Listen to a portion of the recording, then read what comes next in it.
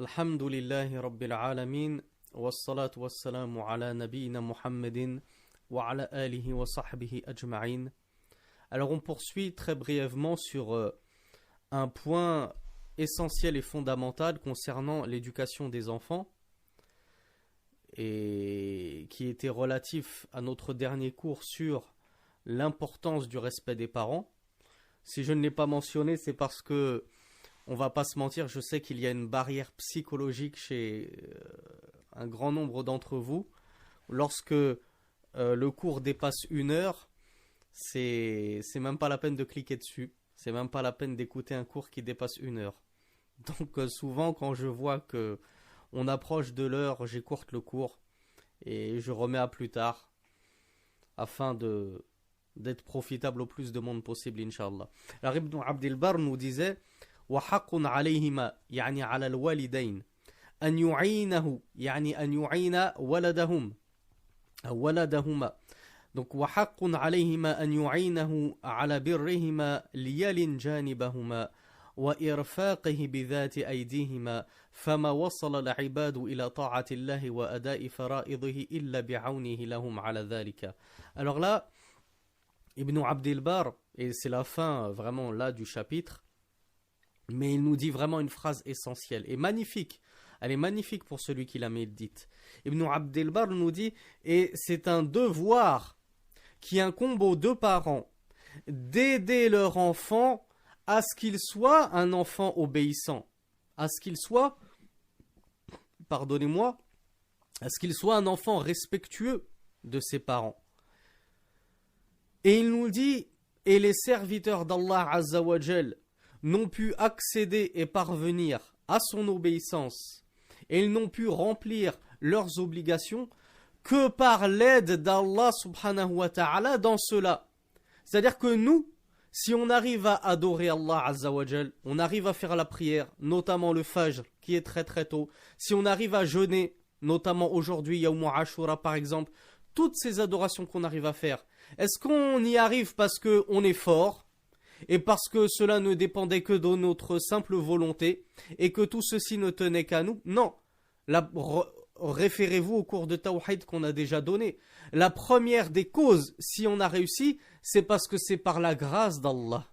C'est par la grâce d'Allah. C'est pour ça que vous pouvez entendre certaines personnes dire Alhamdulillahi alladhi bi ni'matihi tatimmu salihat. On loue Allah. On remercie Allah parce que c'est par sa grâce que les bonnes œuvres peuvent être accomplies. Donc si j'ai réussi à jeûner aujourd'hui, si j'ai réussi à me lever pour le Fajr aujourd'hui, si j'ai réussi à adorer Allah, c'est d'abord parce que Allah m'a aidé. C'est par la grâce d'Allah. C'est tout d'abord parce que Allah m'a permis et m'a aidé à faire ceci. Et bien Ibn Abdel Barr nous dit de la même façon que c'est parce qu'Allah nous aide à être des serviteurs reconnaissants et des adorateurs qu'on arrive à l'adorer, et qu'on arrive à exprimer notre gratitude et notre reconnaissance envers Allah, et bien de la même façon, si vous voulez que vos enfants soient de bons enfants, respectueux, vertueux, qu'ils vous prodiguent de l'affection, de la déférence même, et de la révérence, eh bien vous devez les aider en cela. Et comment est-ce que vous devez les aider? Eh bien on va le voir justement. Et vous devez les aider en cela depuis leur plus jeune âge. Ce n'est pas une fois qu'ils ont atteint 20 ans, 30 ans qu'il faut se dire « Ah ben, aujourd'hui, tiens, je vais apprendre le respect à mon fils. Je remarque que mon fils a 20 ans, 25 ans, que ma fille elle a 28 ans, et ils ne sont toujours pas respectueux. Ben tiens, je vais leur inculquer le respect. » Non, c'était depuis tout petit qu'il fallait leur inculquer cela. Et une fois que ceci est inculqué depuis tout petit, eh bien généralement ça finit par devenir une habitude et ils vont grandir avec et ils vont acquérir ces nobles mœurs. Alors bien sûr c'est une règle générale. Ce n'est pas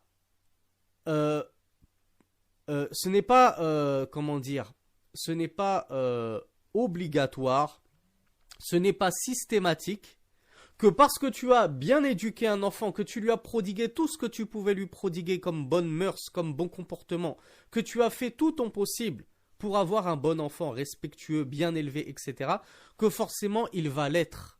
Quelle est la plus belle des mœurs? Quel est le plus noble des caractères si ce n'est al-iman wa tawhid, la foi en Allah et l'adhésion au monothéisme pur.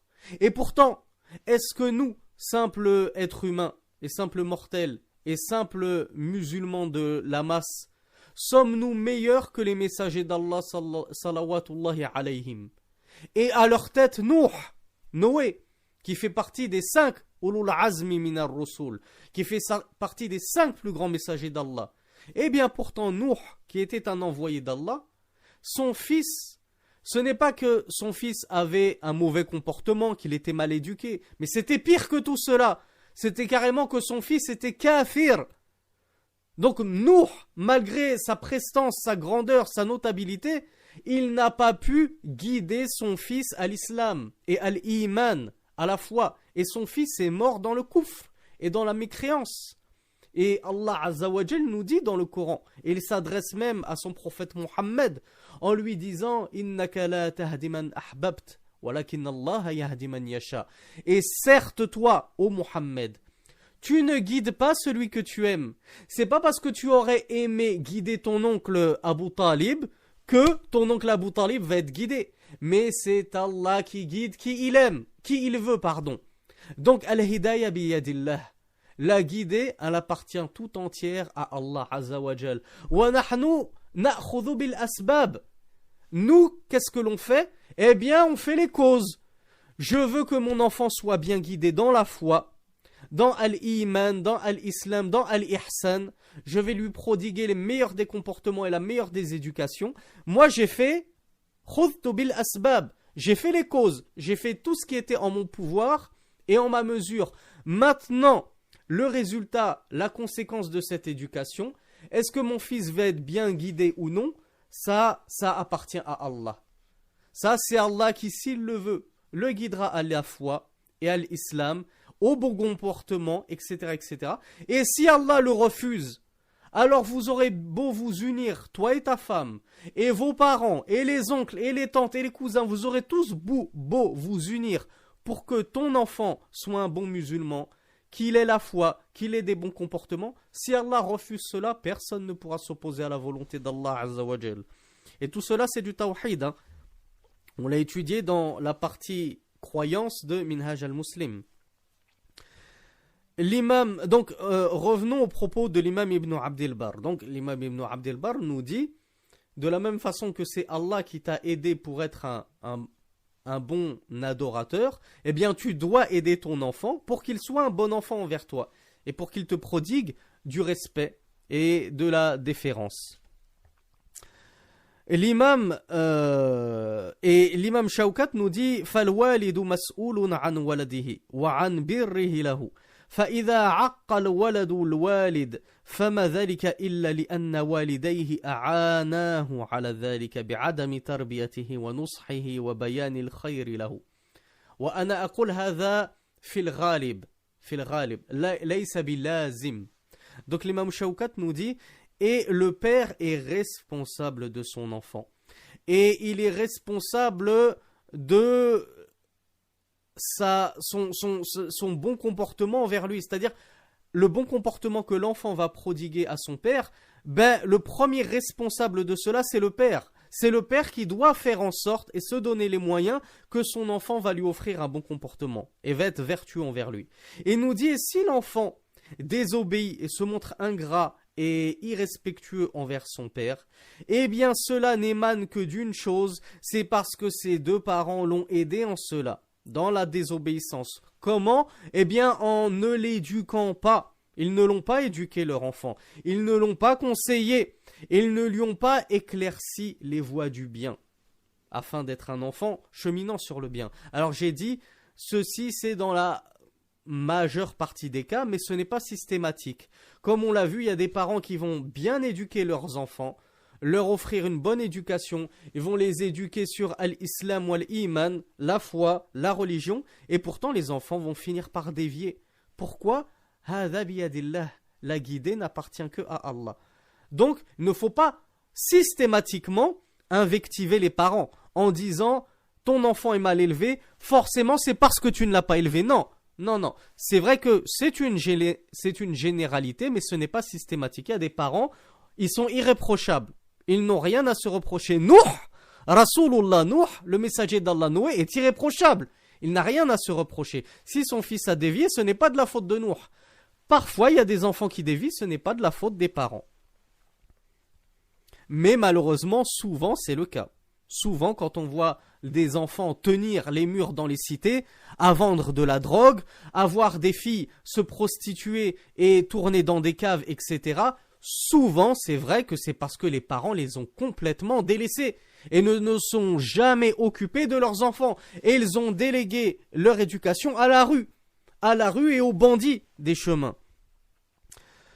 Et l'imam Ibn Sa'di, rahimahullah, nous dit à ce propos, dans Buhjatu Qulub al-Abrar, il nous dit فَالْآدَبُ الْحَسَنَ خَيْرٌ لِلْأَوْلَادِ حَالًا وَمَآلًا مِنْ إِعْطَائِهِمَ الذَّهَبَ وَالْفِضَّةِ وأنواع المتاع الدنيوي لأن بالآداب الحسنة والأخلاق الجميلة يرتفعون وبها يسعدون وبها يؤدون ما عليهم من حقوق الله وحقوق العباد وبها يجتنبون أنواع المضار وبها يتم برهم لوالديهم.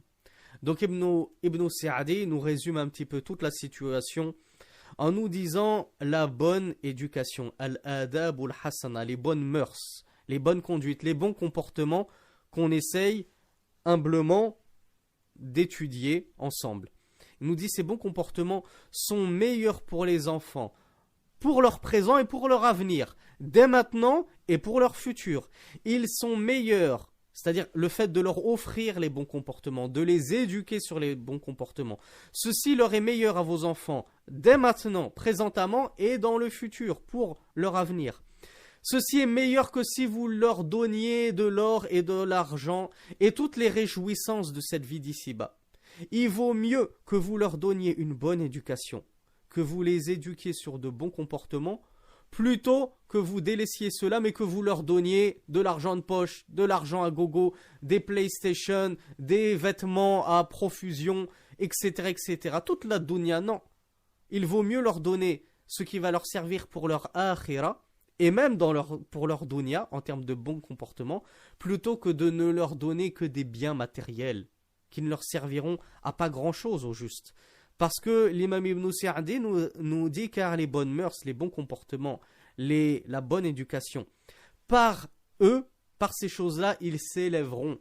Vos enfants s'élèveront. Fit dunya wal akhira. Dans la société et dans l'au-delà, ils s'élèveront auprès d'Allah subhanahu wa ta'ala dans les divers étages du paradis, insha'Allah ta'ala. Et par ces bons comportements, ils seront heureux et ils mèneront une vie heureuse. Et par ces bons comportements, cela leur permettra de s'acquitter de leurs droits, ou plutôt de leurs devoirs, envers Allah et envers les serviteurs d'Allah. Parce qu'ils ont un bon comportement, ils seront pieux vis-à-vis d'Allah. Et parce qu'ils ont un bon comportement, ils seront nobles et respectueux, vertueux auprès de leur peuple, auprès des serviteurs d'Allah subhanahu wa ta'ala. Ils ne leur causeront pas de tort, par exemple. Et il nous dit, et ils s'éloigneront par cette bonne éducation que vous leur aurez léguée, et non pas par l'argent, par l'or et tout ce que vous leur aurez donné comme bien mondain, mais par ces bonnes éducations, ils s'éloigneront de toutes les nuisances, tout ce qui leur sera nuisible et qui leur sera préjudiciable. Et il termine en disant, et par ces bons comportements que vous leur aurez prodigués, ils feront du birr liwalidayhim. Ils accorderont à leurs parents la bienséance et la bienfaisance qu'ils leur doivent. Donc vous voyez, l'imam Ibn Sa'di corrobore les propos de Shir Shawkat et de l'imam Ibn Abdel Bar. Si tu veux que tes enfants soient bienfaisants envers toi, je ne vais pas dire ça ne tient qu'à toi, car comme on l'a vu, ça tient d'abord en la guidée d'Allah et la volonté d'Allah, mais ensuite, ça dépend principalement de l'éducation que tu leur auras donnée. Si tu ne leur donnes pas d'éducation convenable, ne t'étonne pas si tu as des mauvais enfants qui plus tard te mentent au visage, désobéissent à tes ordres, t'insultent et te manquent de respect publiquement et dans la sphère du privé. Ne te plains pas si tout ceci arrive alors que tu as délaissé leur éducation. Mais globalement et généralement, si tu leur donnes une bonne éducation, Inch'Allah, tout ceci n'arrivera pas. Ibn Umar, radiyallahu anhuma, nous dit Inna al-walid mas'oulun 'anil walad, wa inna al-walada mas'oulun 'anil walid, yani fil adabi wal birri. Wa hadha akhrajahu Hinad fi az-zuhd. L'imam Ibn Umar radiyallahu anhuma nous dit, certes le père est responsable du fils et le fils est responsable du père. C'est-à-dire comment? Il est responsable en termes de bonne éducation et de bienfaisance et de bienséance. Donc le père est responsable de son fils, il doit subvenir à ses besoins, il doit s'occuper de son enseignement religieux, il doit s'occuper de lui transmettre les bonnes mœurs, etc., etc. Mais le fils, de la même façon, a une certaine responsabilité vis-à-vis du père. Quelle est la responsabilité du fils vis-à-vis du père? Sa responsabilité, c'est qu'il se comporte bien avec son père, qu'il lui prodigue de bons comportements, de nobles mœurs, de nobles attitudes, de nobles caractères, et qu'il soit bienfaisant envers lui. Muslim ibn Abdullah al-Hanafi nous dit birra walidak, donc amrun, birra walidak, ou pardon, birra waladak, fa innahu ajdaru an yabirraka. Donc Muslim ibn Abdullah al-Hanafi nous dit, comme le rapporte Ibn Wabid Dunya fi al-Ayal, wa kadhalika fi kitab Makarim al-Akhlaq, il a dit, sois bon envers ton enfant, sois bienfaisant envers ton enfant, car cela sera plus à même que ton enfant soit bienfaisant envers toi. Ah, ça c'est une belle parole. Ça c'est une belle parole. Parce qu'on rencontre malheureusement quelques parents, je vais dire quelques, on ne va pas mettre tout le monde dans le même panier, mais il y a quelques parents, et notamment les pères, plus que les mères, car les mères en général elles sont rahimat, elles sont mushfiqat, elles ont beaucoup de douceur, beaucoup de tendresse, beaucoup de compassion pour leurs enfants. Mais malheureusement, c'est vrai, on rencontre certains pères qui sont durs dès le plus jeune âge avec leurs enfants, filles ou garçons. Et ça les tabasse pour un oui ou pour un non. Et ça leur parle mal. Et va me chercher ceci. Et il n'y a pas de s'il te plaît, min fadlik, Allah yarham waldik, comme le disent les maghrébins, ou d'autres formules de douceur comme ça, et de politesse. On est dur, on est rustre, on n'embrasse jamais nos enfants, on ne leur fait jamais de câlins. Donc forcément, si toi-même tu n'es pas bienfaisant envers ton enfant, et que tu es rustre, tu es dur, forcément que ton enfant va grandir dans un climat de dureté, de rudesse. Et donc forcément, ne t'étonne pas si, au fur et à mesure de l'âge, ton enfant devient lui-même rude envers toi et dur envers toi et qui finit par te manquer de respect. Pourquoi? Parce que c'est toi qui l'as éduqué ainsi, Akhi. C'est toi qui l'as éduqué ainsi. Tu ne lui as jamais montré de douceur et de clémence et de tendresse. Donc forcément, le fils va reproduire ce qu'il a vu de son père. Donc c'est une très belle parole que nous dit Muslim ibn Abdullah al-Hanafi. Sois bon, offre de la bonté à ton enfant, cela est plus susceptible que lui-même finisse en retour par t'offrir, te réoffrir et te retourner cette bonté et cette bienfaisance.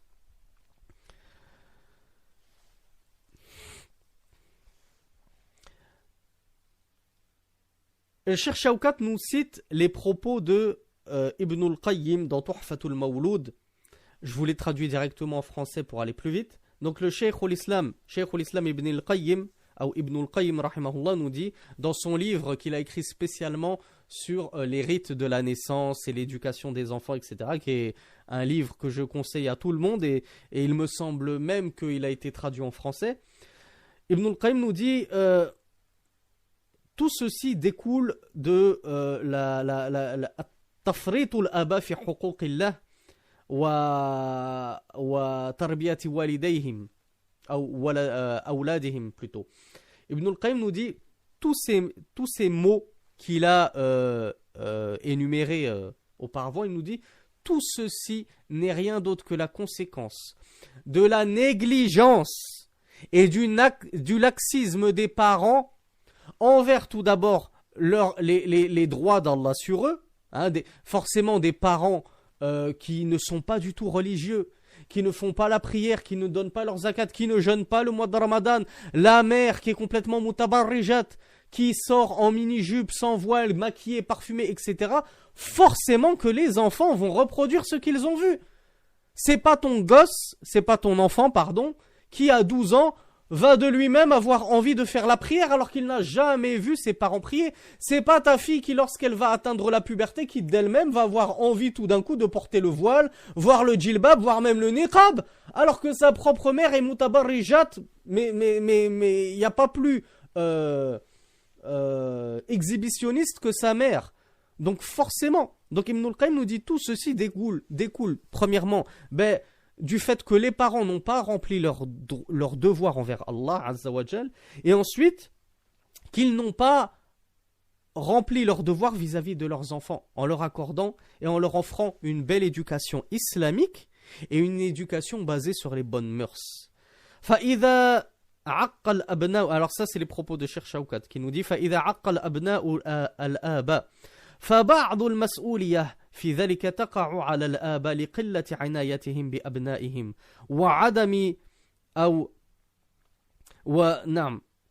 تقع على الآباء لقلة عنايتهم بأبنائهم وعدم تربيتهم فكيف يطلب منهم عند كبرهم أن يبروهم ولم يعينوهم في صغرهم على ذلك. وقال ابن القيم رحمه الله في تحفة